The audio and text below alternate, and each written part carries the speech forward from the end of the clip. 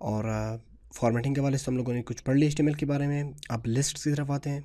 ठीक है, आपको एक बात बताता चलूँ कि अगर आपने इस कोर्स को स्टार्ट किया है, ठीक है, तो फिनिश भी आपने करनी है। ठीक है, एक भी लेक्चर आपने मिस नहीं करने। ठीक है, एक सक्सेस की एक राज मैं आपको बता रहा हूँ कि आपने कोई भी चीज़ आपने स्टार्ट करनी है तो उसको आपने ज़रूर फिनिश करनी है। ठीक है, एक लेक्चर को आपने स्किप नहीं करनी है, इग्नोर नहीं करनी है कि भाई ये चीज़ मुझे आता है, ये आता है मुझे, तो मैं दूसरा देख लूँ, तो ये बात नहीं चलेगी। आपने तमाम लेक्चर्स रेगुलर देखने, बेशक आपको आता है या ना आता है, बहुत से लोगों को आता है काम करना, ठीक है, लेकिन आपने लेक्चर्स को रेगुलर देखनी है अपनी। ठीक है, ये बात मुझे पहले बतानी चाहिए थी लेकिन अभी मुझे याद आ गया तो मैं आपको अभी बता रहा हूँ।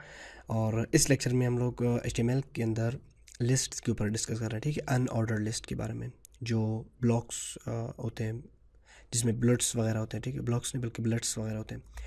तो यूएल से आपने स्टार्ट करना है। यूएल अनऑर्डर लिस्ट बेसिकली होती है। ठीक है, और टेक्स्ट एडिटर जो होती है इसे खुद पेयर टैग है तो क्लोज कर लेती हैं।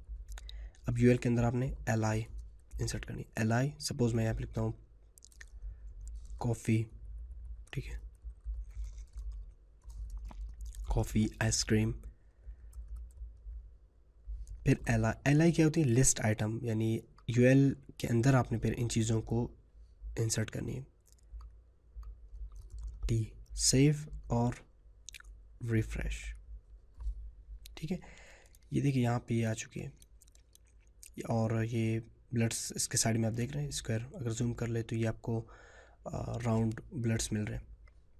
ये इनका आप टाइप यहाँ से चेंज कर सकते हैं। ठीक है, वो फिर मैं आपको नेक्स्ट जो ऑर्डर लिस्ट होगी उनमें मैं आपको बता दूंगा। ठीक है, फिर ये आपका एक चैलेंज होगा कि आप इसमें चेंज कैसे कर सकते हैं। ठीक है, यानी इसके भी अपने कुछ ब्लड से ये चेंज हो सकते हैं, सपोज डिस्क में या स्क्वायर में चेंज हो सकते हैं। ठीक है, अब मैं आपको एक और बात बताने चलूँ कि आप लिस्ट के अंदर भी फॉर्मेटिंग कर सकते हैं। कैसे फॉर्मेटिंग आप कर सकते हैं? सपोज़ आपने ये जो कॉफ़ी है इसको आपने बोल्ड करना है तो आप ये कर सकते हैं, स्ट्रॉन्ग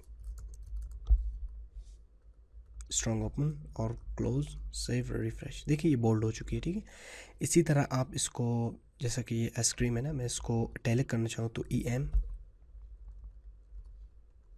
सेव रिफ्रेश। ठीक है, टैलिक हो गई है। और इसको मैं अंडरलाइन करना चाहता हूँ तो INS ओपन और क्लोज। ठीक है, फॉर्मेटिंग भी आप इनमें कर सकते हैं। और इसके अलावा DEL डिलीटेड के लिए यूज़ होती है।